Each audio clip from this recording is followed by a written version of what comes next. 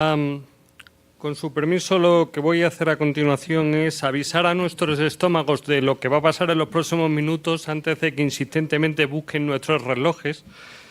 Y lo que voy a hacer un comentario muy general sobre las tres ponencias que hemos escuchado. A continuación voy a proponer un brevísimo ejercicio de prospectiva a la mesa buscando su reacción. Y por último, abriré el turno de preguntas a la audiencia para cerrar la sesión.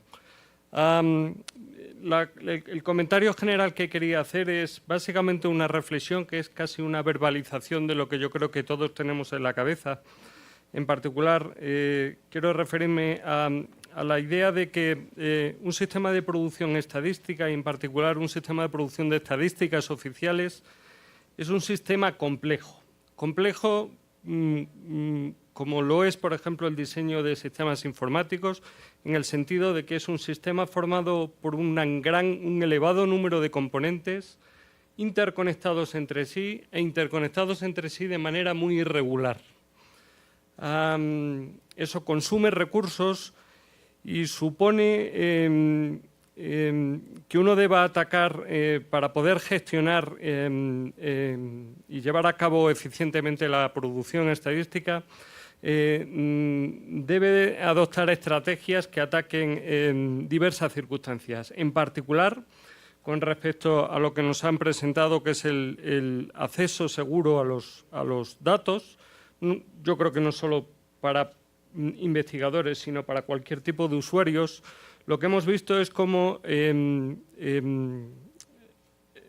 acceso no es una cuestión solo de ocuparnos de los datos en sí, sino que además hay toda una serie de circunstancias que el productor de estadísticas y el diseminador de estadísticas tiene que tener muy en cuenta.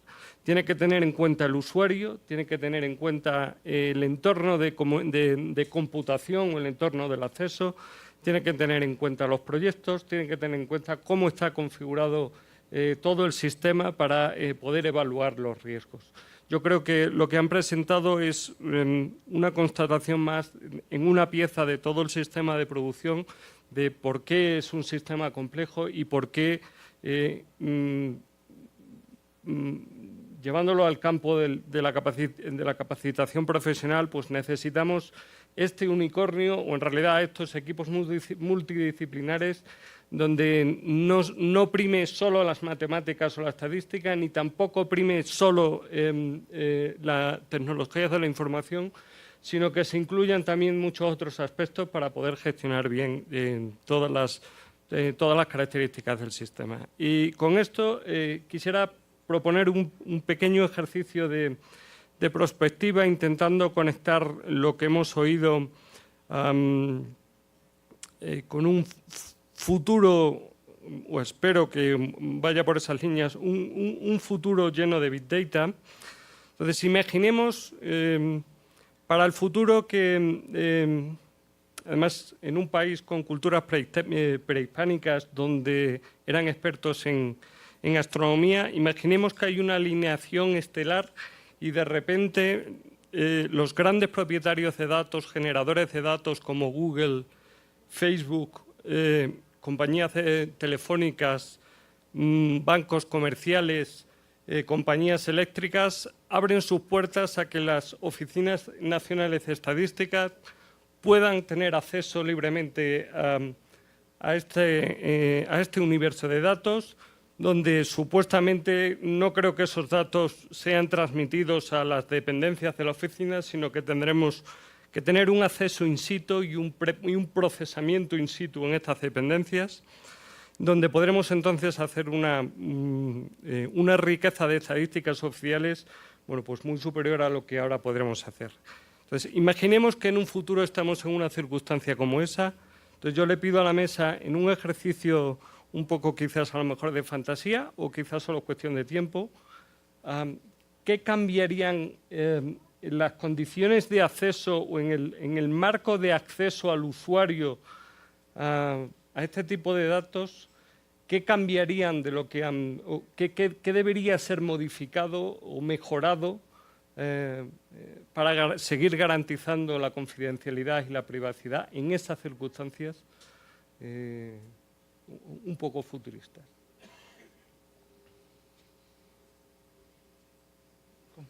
¿Quién quiere empezar? I think from the idea with the safe settings, with the research data center style safe settings, that was very confusing. Hearing myself speaking in Spanish. That theoretically, and I think actually practically, it should be flexible for different kinds of data. What you have to change is you have to change the underlying software that, because at the moment most of our safe settings have fairly standard statistical packages, SAS, data, R, these kind of things.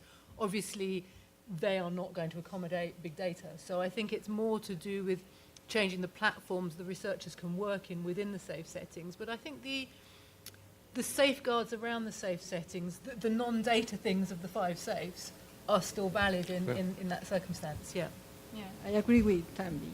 I think I will go to basics, as Philly said yesterday. What's the purpose of the research?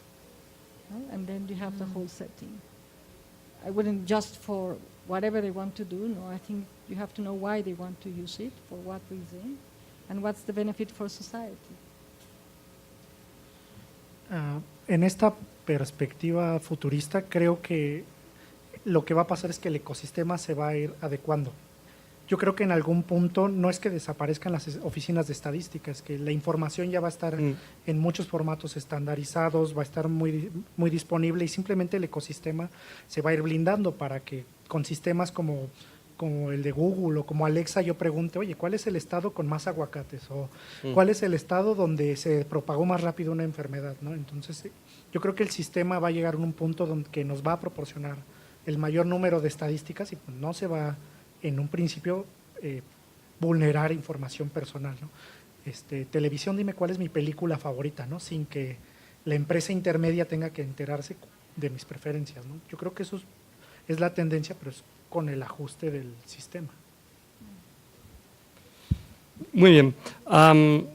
Pues entonces, como decía, pasamos entonces a un turno de preguntas por parte de la audiencia. Yo tengo aquí algunas apuntadas que formularé en última instancia si acaso queda tiempo.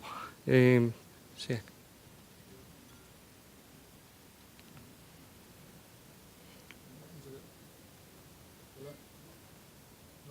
Bueno, sí, ya. This is a question for Tambi. In fact, I have 3 questions. Oh. You mentioned that this idea of an inverse relationship between risk and utility, in the case of official statistics, that we should take this out of our minds, something like that. What is the underlying model that we should have? And considering that with a given set of institutions and technology, the most rational thing to think is that this inverse relationship exists. The second question is, you mentioned about trusted third party for data linking, and I would like you to explain a little bit more about that. And the third question is, this on-site safe settings. What is the difference of something like this and a traditional RDC, a traditional research data center? And what are the requirements? Is there a checklist for the operation of one on-site safe setting? And who pays for it? Thank you. Aha. Okay, starting with your first one. I think the reason I say I think that risk utility, the kind of direct relationship risk utility is obsolete is I think that was relevant before we had the kind of research data center technologies, the kind of cloud technologies that enabled you to keep hold of the data. That was very relevant when you had to disseminate the data and spread it out. But now we're able to keep hold of the data, we're able to constrain researchers to work within secured environments. Like I mentioned, we can check the results before they go out. That means that we do actually have the technology to make far, far more sensitive data available that is far more useful in a way that is genuinely no more risky than, in some cases I think less risky than even handing it out. Because I mean, obviously, for some of those scientific use files which have a small risk but not no risk, you give it to a researcher who signs a contract saying they'll do certain things, but as was mentioned earlier, once the data are out of your hands, they can then pass it to whoever they want, who can combine it with whatever they want, so you can't be sure that only the researcher is using it. They could give it to a friend who's a journalist, who would have a different kind of motivation, but when you actually keep control of the data, I think that really seriously reduces the risk. And I would say I think the useful model to use to think about it instead is the 5 safes model. That enables you to think about the dimensions of risk, and because of the flexibility, because I used it specifically to talk about sensitive data, but you can equally use it to talk about open data. So the way I tend to approach 5 safes is to say, think about what your irreducibles are. So is it that you have a specific, in the case of the lab, you have a specific group of researchers that have a very specific data project. So your people and your project to a certain extent is set. You know you want to give them detailed data to answer this question. So what you're looking at is you're looking at the other controls. You're looking at how do you train the researchers to make sure that they understand the risks. What environment do you give the researchers the data in? Whereas if you look at the complete opposite end, if you just know you want to make data available online, you realize you can't control people, you can't control anything, so you just have to control the data. So I think that's where 5 safes gives you, it's not as straightforward as that, but it gives you a much more nuanced model where you can look at the data access issues from almost any angle, which I think is very, very powerful. The trusted third party, I'd actually say it's a shame we didn't get the internet access, because there's a lovely animation developed by the ADRN. If you go to YouTube and search ADRN data linking, there's a lovely animation that explains how it's done. But I'll try very briefly. It's so if you have you have 2 data sets you want to link together. They have kind of a research component that's what the researchers are interested in, and the identifying component. You need the identifying component in order to link them together. So what you do is you separate the 2 data sets, you split the data set in half. So you have the identifying data and you have the research data. And there is an anonymous index between them, and it would enable them to be relinked, but gives you no information at all. It's just a random number generated. You then send the research data center where the data are going to be accessed, hold what we call the research data, and the identifying data is sent to a trusted third party. In our case, it could be the Office for National Statistics. In Scotland and England are slightly different. Scotland actually have a population spine ready that they can just link into. In England, it's a bit more difficult. You've got to use different techniques depending on what's most appropriate. So they then take the IDs, they make the link of hopefully a good quality, and then they delete all the identifying information. All you're left with are the 2 indexes that relink to the original data sets. So you just have the two variables. You send that to the research data center. They use the indexes they've got on each of those to then link into that central data set. They then do all the due diligence, make sure that, it is at a level of sensitivity that is appropriate for the environment, and that is basically how it works. Does that make sense? A bit more sense? That's what we do. The on-site safe settings, they kind of are the same as a traditional RDC. We have the two models. So in that the on-site safe setting is almost exactly identical to the situation you have in Mexico.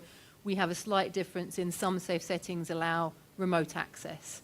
So, for example, the UK Data Service has a safe setting where you can register your IP address of your PC in your workplace, and you can get secure access like that.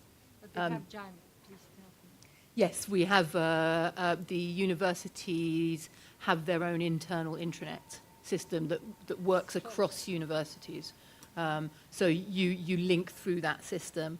And there's other requirements. You're not meant to have your screen overlooked and some of those kind of things. But basically it means you can work from your desktop. But it's a similar situation. Once you log in, all your access to the internet, to that kind of thing's cut off, and you're doing the work within that environment. Any additional data or software you have to give to the secure lab to put in to check, and that's how you do it. And then you anything you want to take out is checked.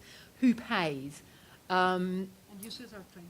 Users are one-day mandatory training. Well, it's pretty much almost a full day's training, slightly less. Who pays? That depends. So the UK Data Archive has a safe setting which is paid for by our Economic and Social Research Council, which is an academic funding body. The ONS has a network of safe settings that are paid for through their funding, but they're free at the point of access to researchers. We have the safe pods I mentioned, they are funded by, again, the Economic and Social Research Council. So a lot of the funding for these safe settings comes from our research funding bodies, because they understand that in order to get effective research, they need effective methods for accessing data. I don't know of a safe setting that has been entirely funded through a university. No, I mean, there is one in Wales, but that was largely funded by the Welsh Government. What about the requirements? The requirements, you need a secured room, that you have a way of registering who goes in, who goes out, when they go in, when they go out. They cannot take in telephones or any recording device. We have a safe setting in Northern Ireland that allows paper in, but you are only allowed bright yellow pads of paper. So if anyone sees you walking around outside the lab with a piece of yellow paper, you're automatically in trouble. But usually it means that you're not allowed to take in paper or notes, that any notes you wish to take in, you submit within the system and they can then be emailed out to you by the staff.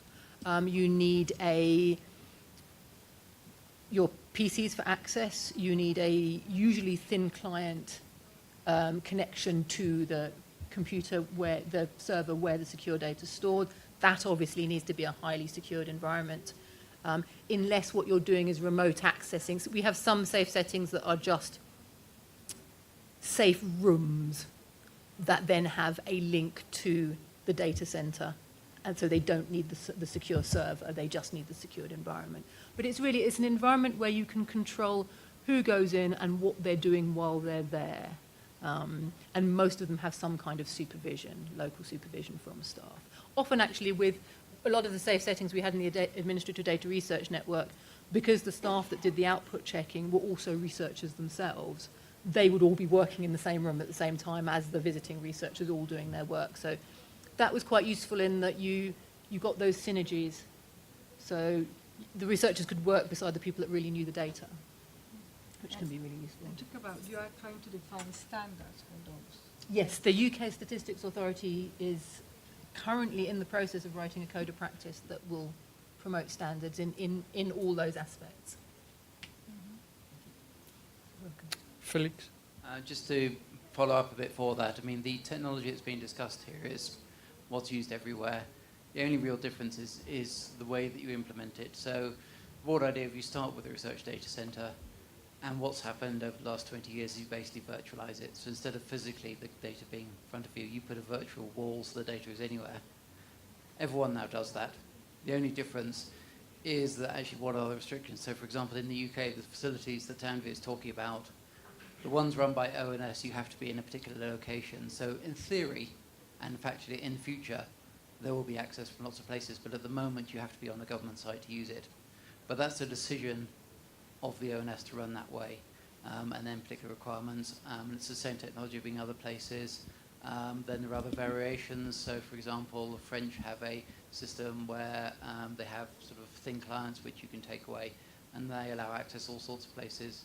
Australians allow international access. The Germans have a number of different systems, one of which allows access to specific safe rooms in other countries, But again, it's all in, the technology is exactly the same wherever it is. And all the security mainly happens on the virtual client end, because all of them using the same technology. You record everything that people do, and you can have all sorts of log-on measures that you want. So it's really down to how you choose to implement it in terms of your particular interpretation. But it's a fairly standard approach to doing this now. And because we've been doing this a while, we've got a reasonably good idea of what counts as good practice if you know what you want to do. It's the same technology that's used by the banking sector.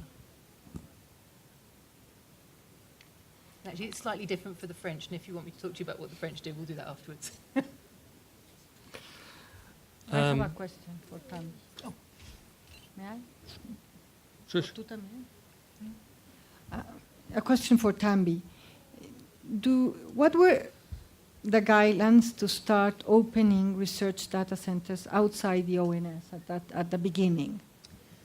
Well, I think we are very lucky with the UK Data Archive because, as I said, it's been established for 50 years. It's a trusted repository for the National Archives. It has lots of official status within the UK. So we had a circumstance, I was actually involved in the transfer. I was on secondment to the ONS with Felix when this happened, so I can probably tell you a bit about it. What had happened was the ONS was taking the responsibility, and they were taking all the cost of making access available to academic researchers was falling on the Office for National Statistics. So there was some slight political questions around that. And since ONS already had an incredibly strong partnership with the UK Data Archive, the UK Data Archive provided access to scientific use files for all of the Office for National Statistics data. The Economic and Social Research Council provided funding for the UK Data Archive to set up, as it were, a kind of a mirror service to the one available to the ONS, with the kind of broad but not prescriptive idea that the ONS lab that Felix at that time was running would be focused on government researchers, while the one at the UK Data Archive would focus on academic researchers, and that enabled the ESRC to put the funding into an academic institution to provide a safe setting for academic researchers. Obviously, it was never that cut and dried because a lot of the expertise was still within the ONS, and some of the researchers who had started their projects at the ONS wanted to continue to do that. And I think it's even more blurred now.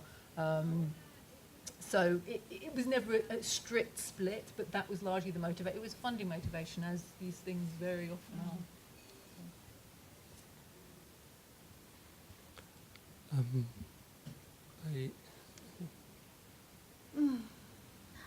Buenas. Para Armando, mi pregunta es un poco más técnica. En materia de seguridad en la nube, ¿cuáles serían los requerimientos mínimos para tener ese entorno seguro? Ahí hay que hacer una distinción muy particular, por ejemplo, de los casos de vulneración que les platiqué al inicio. Ahí el problema no fue no fue que la nube fuera insegura, o sea, no es que AWS o Google Cloud o DigitalOcean o N servicios de cómputo en la nube sean inseguros. El problema recae del lado del usuario, y ahí es donde, cómo configura estas instancias o este servicio de cómputo en la nube. Entonces, si yo como usuario me subo a un AWS y pongo una base de datos pública y no le pongo contraseña, no es ahora sí que no es responsabilidad de AWS, sino mía, por no ponerle esa configuración de seguridad. Ahora, todo depende del modelo de contratación de servicio de cómputo en la nube que tú decidas utilizar. Tú necesitas hacer, antes de subir una base de datos, un producto a infraestructura de cómputo en la nube, decidir qué modelo de aprovisionamiento te funciona mejor. Hay software como servicio, infraestructura como servicio o plataforma como servicio. ¿Qué pasó en las dos brechas anteriores que les platiqué? Se utilizaron servicios de infraestructura como servicio, o sea, solo estoy contratando infraestructura o equipo de cómputo de manera remota y yo me estoy haciendo cargo del software y de la plataforma. Entonces, ¿Qué pasa ahí? Si yo, a lo mejor, quienes utilizaron estos servicios debieron, en lugar de usar infraestructura, debieron contratar servicios de software y de plataforma para que alguien más desarrollara esas partes y a lo mejor, justo si están desarrollando una página web, pues esa página web que está desarrollando un tercero que quizá tiene más experiencia, le pondría una contraseña, ¿no? Tomar ese ejemplo, pero sí depende mucho de tu modelo de aprovisionamiento y eso es de tu lado como usuario. Una vez que seleccionas el modelo de aprovisionamiento, tienes que revisar las cláusulas del servicio para, por ejemplo, en materia de protección de datos personales, si la cobertura que te da ese servicio de cómputo en la nube está alineada a la normativa mexicana. ¿Por qué? Porque si tú sufres una vulneración, de manera general, tú recabas los datos, tú los utilizas, tú eres aquí en México responsable de esos datos que recabas, aunque los hayas almacenado en un servicio de cómputo en la nube externo. Entonces, ocurre una vulneración y este servicio de cómputo en la nube no te da respaldo, no te da apoyo, pues el problema lo tienes tú y es por no revisar las cláusulas contractuales entre el servicio que contrataste y lo que tú necesitas. Sería como la visión general. Say something?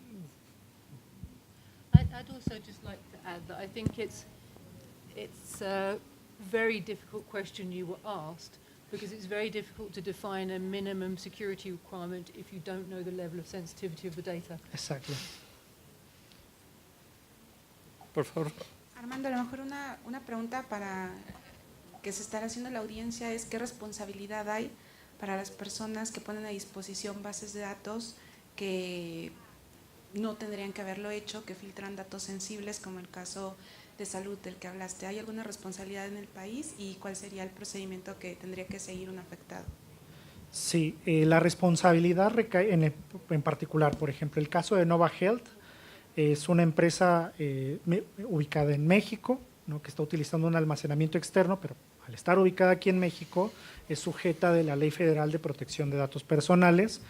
Y bueno, ya se inició el proceso de investigación, de eso no cuento ni les puedo dar detalles al respecto, pero de manera general las multas en México para sector privado pueden oscilar entre la máxima, por ser datos personales, alrededor de 20 millones, si son datos sensibles serían 42 millones de pesos y si hay una reincidencia serían como 20 millones más, ¿no? Entonces pensemos en un rango de entre 3,000 pesos y 62 millones, ¿no? Y todo depende pues del tamaño de la organización, del tipo de información expuesta, no es una multa menor. Y en el caso del sector público también se contemplan multas, pero a los servidores o al servidor público involucrado y también hay sanciones administrativas. Estas multas son de menor monto que las del sector privado, pero porque van dirigidas al servidor público en particular. Y el proceso en general sería, en este caso, como el de Nova Health, sí procedería una denuncia directa al instituto, ¿no? Presentar una denuncia a través del Centro de Atención a la Sociedad, que tiene correo, tiene línea telefónica y presentar el caso, que creo que es diferente, es ligeramente diferente a cuando yo doy los datos a mi servicio de telefonía y quiero ejercer algunos de los derechos que yo tengo, acceso, rectificación, cancelación, oposición, no presenta el aviso de privacidad, me quejo ante en este caso la compañía telefónica y si no me responde ya voy hacia el INAI, ¿no? Aquí en el caso como de Nova Health, que es una posible vulneración de datos personales, sí procedería a través de este Centro de Atención a la Sociedad la denuncia al instituto. Creo que tenemos tiempo para una última pregunta. Y si no, doy por clausurada la sesión. Tenemos ahora la comida, la reanudación tendrá lugar a las 3:15. De acuerdo, muchas gracias. Gracias. Como se pudieron dar cuenta.